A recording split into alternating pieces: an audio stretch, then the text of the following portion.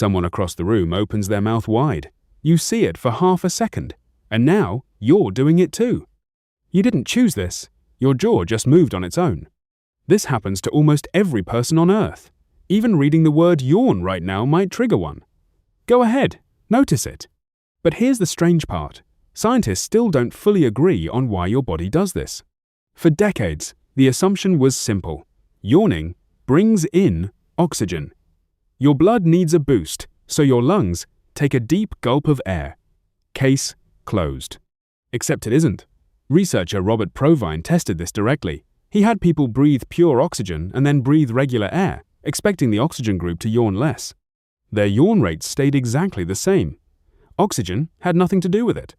So researchers looked elsewhere. And they found something far stranger hiding inside your skull. Yawning, it turns out, might be a thermostat. Your brain runs best at a very specific temperature, and when it starts to overheat even slightly, a yawn pulls in cool air and increases blood flow to bring the temperature back down. Andrew Gallup, a psychologist who has spent years studying this, found that people yawn more in warm rooms and less in cold ones. Your skull has its own internal weather system, and a yawn is the reset button. But none of that explains the part that really gets under people's skin. Why does watching someone else yawn make you yawn too?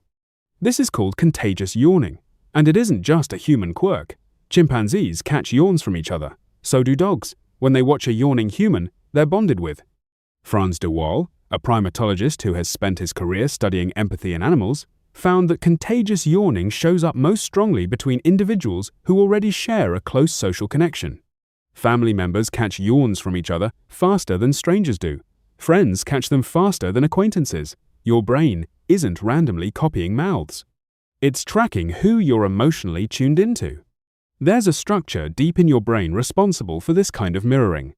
Neuroscientist Stephen Platek used brain imaging to show that contagious yawning lights up the same regions involved in empathy and theory of mind, the ability to sense what another person is thinking or feeling. Seeing a yawn doesn't just trigger a copycat reflex.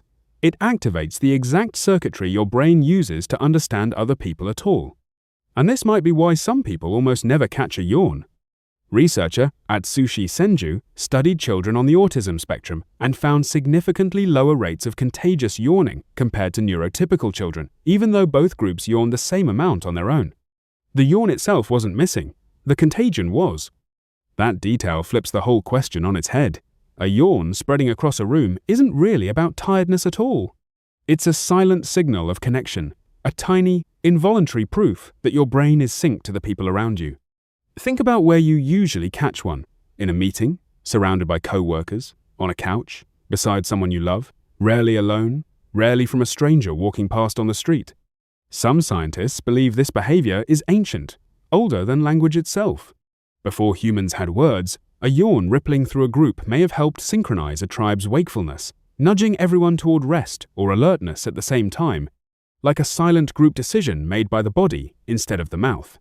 So, the next time it happens, that flicker across someone's face, the irresistible pull in your own jaw, you'll know what's actually going on underneath it. It was never about the air in the room. It was about whether your brain still remembers how to read another person without saying a single word.